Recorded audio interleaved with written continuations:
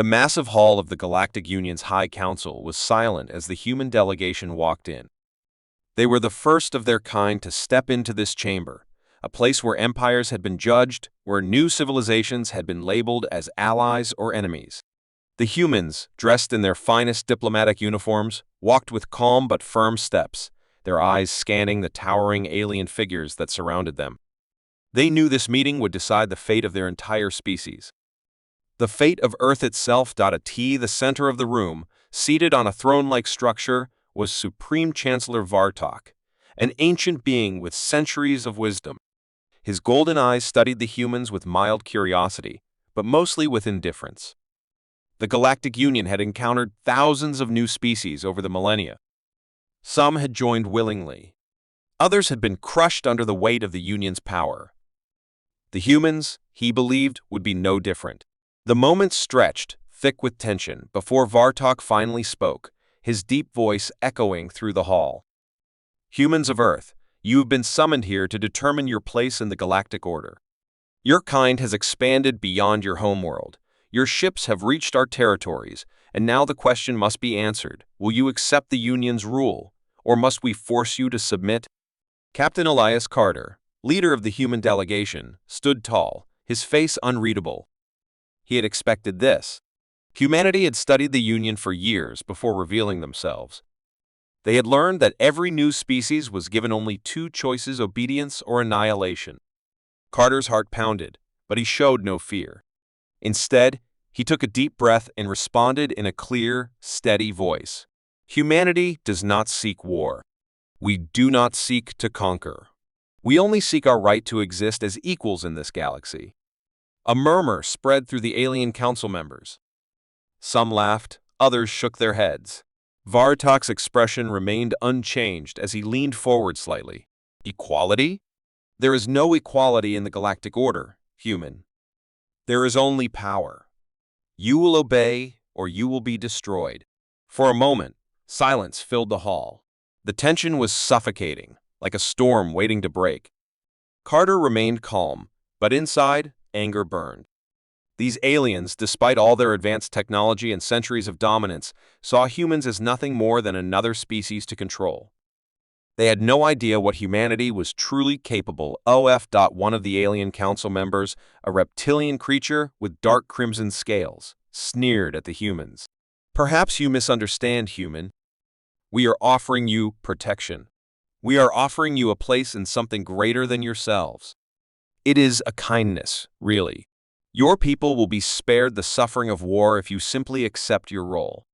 Carter smiled, but it was not a smile of amusement. It was one of quiet defiance. And what role would that be? He asked, though he already knew the answer. The reptilian creature bared its fangs. You will serve. Your fleets will be absorbed into the Union's forces. Your resources will fuel our expansion. Your people will follow our laws, our ways, our rule. In time, your children will forget they were ever anything but loyal subjects of the Union. Carter's smile faded. The room felt colder. He turned to look at his team, saw the silent rage in their eyes. They had known the answer before coming here, but hearing it spoken aloud made it real. The Union did not see them as equals. It did not see them as allies. It saw them as property. Vartok watched the humans carefully. He had seen this moment before, with countless other species. Some had tried to resist, had let pride blind them to reality. They had all been crushed. He sighed, already preparing to give the final verdict. This is your only chance, humans, he said. Submit, and you will live. Carter took a slow breath. Then, he reached into his pocket and pressed a small device. Instantly, the holoscreen above them flickered to life. The aliens turned their eyes upward, and what they saw made the entire chamber go silent. It was a live feed from the edge of Union space. A human fleet, massive and armed for war, had just emerged from hyperspace. Sleek black ships with glowing blue engines, bristling with advanced weaponry, hovered near a Union outpost. They had arrived in complete silence, undetected until now. For the first time, Vartok's expression changed. His golden eyes narrowed. What is this? Carter's voice was calm, but there was steel beneath his words. We had a feeling this meeting might not go well. So, we came prepared. That fleet is only a fraction of our strength. If you force our hand, Supreme Chancellor, humanity will not submit. We will fight. The council chamber erupted in whispers. This was unexpected. Most new species barely had the technology to leave their home system, let alone challenge the Union. But these humans, they had hidden their true strength. Vartok's fingers tightened on his throne. He had crushed hundreds of civilizations before.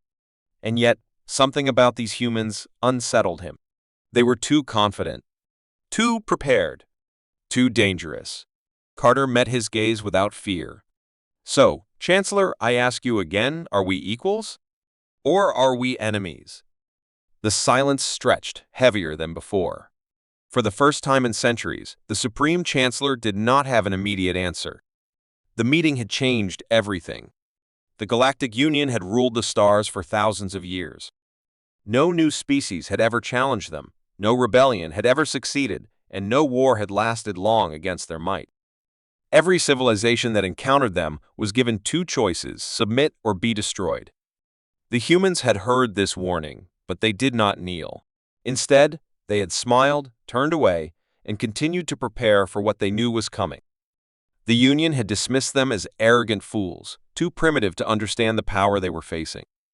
What they failed to see was that humans had heard this kind of threat before, on their own world, in their own wars, and they had always survived.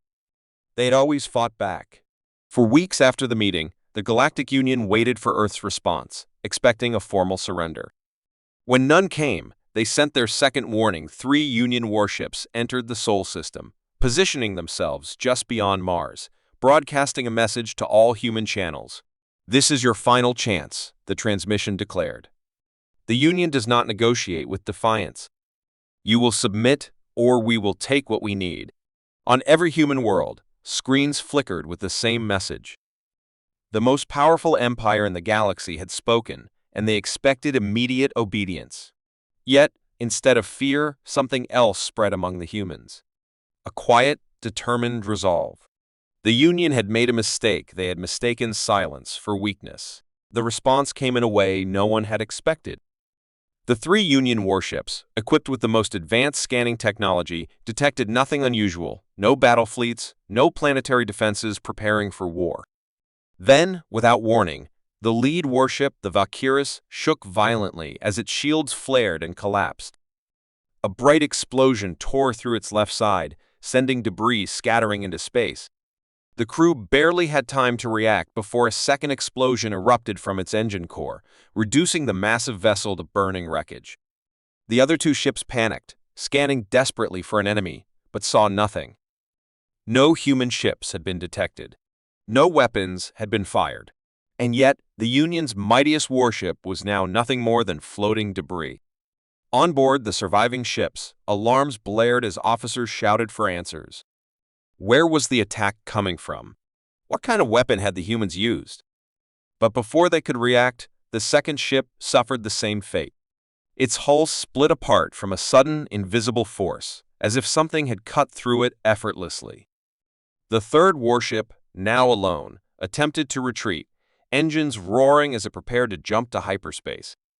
But just as it activated its drive, an unseen force struck it in the center, and in an instant, it was gone, shattered into 1,000 burning pieces.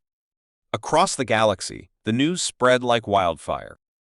The mighty Union warships had been destroyed, but no one knew how. The official report labeled it an unknown anomaly, but those who had witnessed it knew the truth: humanity had made its move. The silence had been broken, and the Union's warning had been ignored. Now, the question was, what came next? In the Supreme Council chamber of the Union, the Chancellor sat in silence, watching the footage of the destruction again and again. The humans had not only refused to surrender, they had struck first. And worse, they had done it in a way that defied all known technology. No energy signatures had been detected, no ships had been seen, and yet 3 of the Union's most powerful warships had been reduced to nothing. This was not an act of desperation. This was a message. A deep, uneasy tension settled over the Union's leadership.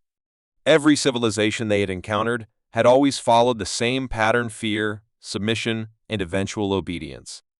But the humans had broken that pattern. And if they were capable of wiping out Union warships without being detected, what else were they capable of? Some in the Council urged immediate retaliation. Send the full might of the Union's fleet and erase Earth from existence. Crush them before they could become a real threat. But others hesitated. What if they did not understand the true extent of human capabilities? What if the destruction of the warships was only the beginning? Meanwhile, on Earth, deep within an underground command center, Captain Elias Carter stood before a holographic display, watching the destruction of the Union ships for the last time. The operation had been a success. Humanity's true strength remained hidden.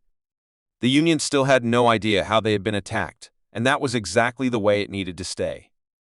The humans had learned from history: never reveal your full hand until the enemy is already defeated. Their technology was different, their strategies unpredictable, and their war had already begun long before the first shot was fired. ASC turned away from the display. Carter knew one thing for certain: the Union had underestimated them. The warning had been ignored, and soon they would realize their mistake. The galaxy was about to change forever. The cold darkness of space stretched endlessly, broken only by the distant glow of stars and the silent movements of warships preparing for battle. The Galactic Union had made its decision: they would no longer tolerate human defiance. A massive fleet, built from 1,000 conquered worlds, now hovered above Epsilon Prime, one of Earth's outermost colonies. The Union had chosen this world as an example. Destroy it, and humanity would submit. That had always been the way of the Union. Resistance was crushed before it could spread. The Chancellor himself had given the order this colony would burn, and the message would be clear: humans were not equals. They were subjects, or they were dead. From the surface of Epsilon Prime, the sky was filled with the terrifying sight of colossal alien warships descending, their weapons armed, their massive engines casting an eerie glow over the planet. Civilian ships tried to flee, but the Union's fleet had already surrounded the planet. There was no escape. A deep, bone-chilling silence filled the air. Then, without warning, the first blast came: a fiery streak of energy tearing through the sky, obliterating a section of the capital city. Buildings crumbled in an instant, screams filled the air, and in mere seconds chaos spread. The Union was efficient in war. Humanity had been given its final warning. Now, it was time for them to be erased. But the Union had made a fatal mistake. They had assumed that humanity was afraid, that they would break, surrender, beg for mercy. They were wrong. As the second wave of Union attacks began, a new signal cut through the chaos: a human transmission broadcast on all channels. To the forces of the Galactic Union, a calm yet firm voice spoke: "You have attacked our people. You have left us no choice. From this moment forward, you are no longer the hunters. You are the hunted." Before the Union fleet could react, the darkness of space around them shifted.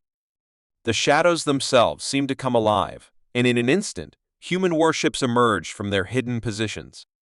Dozens, then hundreds, sleek, black, and armed with weapons the Union had never seen before. They had been there the whole time, waiting, cloaked in ways the Union sensors could not detect. The ambush had begun. The first human strike was brutal.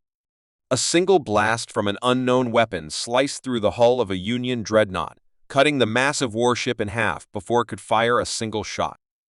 Explosions ripped through the fleet as human ships unleashed their firepower with terrifying precision. These were not primitive beings fighting with outdated weapons. This was an enemy that had studied war.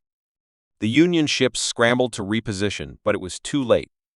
The humans were faster, more coordinated, and had been preparing for this moment. One by one, the mighty warships of the Galactic Union fell.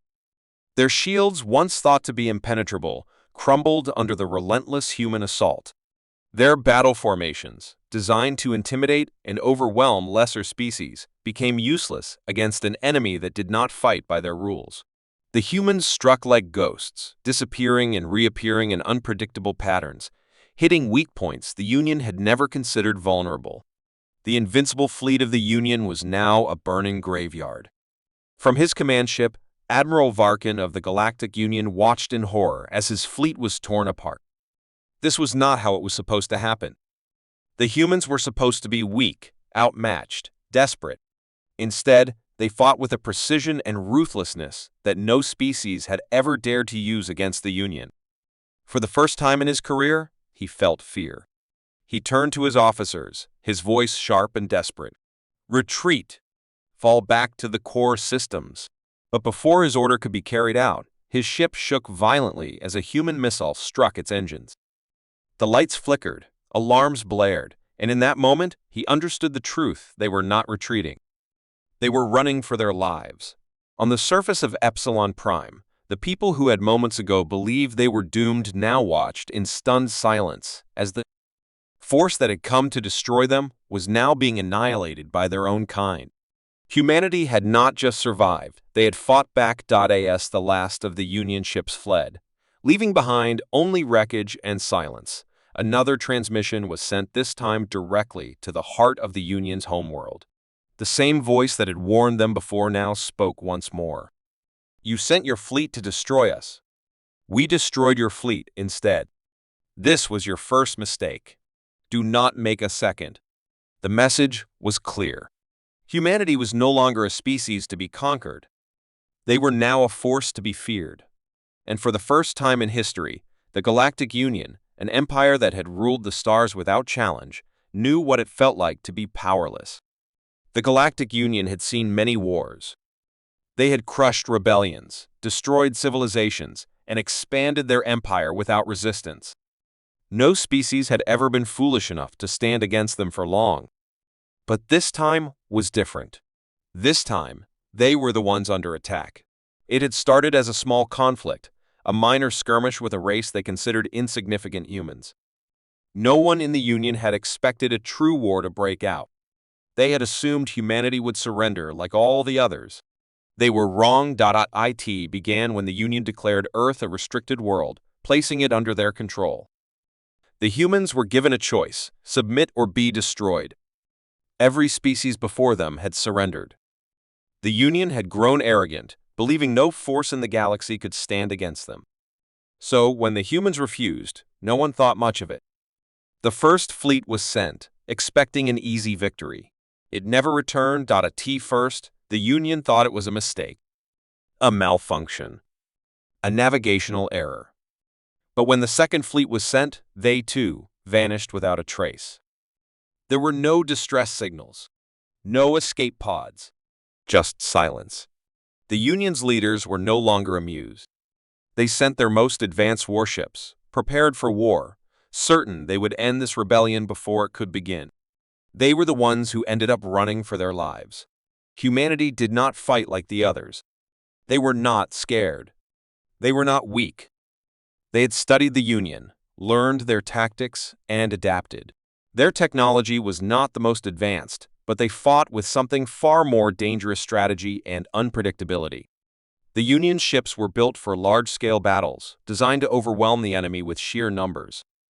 But humans fought like ghosts. They struck from the shadows, disappeared, and struck again. They didn't fight by the Union's rules, they made their own. Entire fleets vanished overnight. Union commanders sent distress calls that were never answered. No one understood what was happening. Then, the impossible happened. A human fleet reached the Union's core worlds. No species had ever dared to attack their home systems. Their fleets were supposed to be unbreakable. But humanity had broken them. The Union's defenses, their mighty warships, their strongest fortresses, none of them could stop what was coming. For the first time in history, the Galactic Union was losing. Admiral Varlon stood in the war chamber, staring at the holographic display of the battlefield. He had commanded fleets for over 100 years. He had conquered dozens of worlds. But now, his own home was under attack.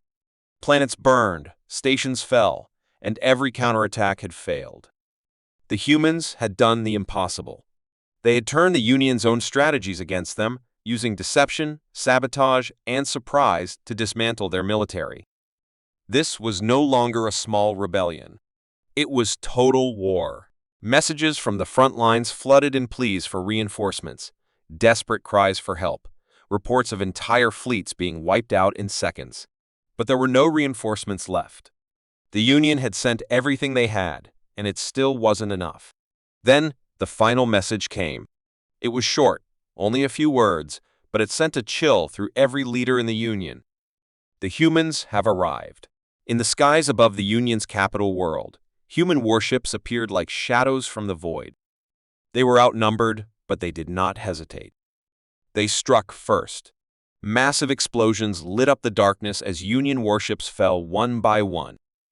There was no mercy, no negotiation, only retribution. Humanity had been given a choice: kneel or fight.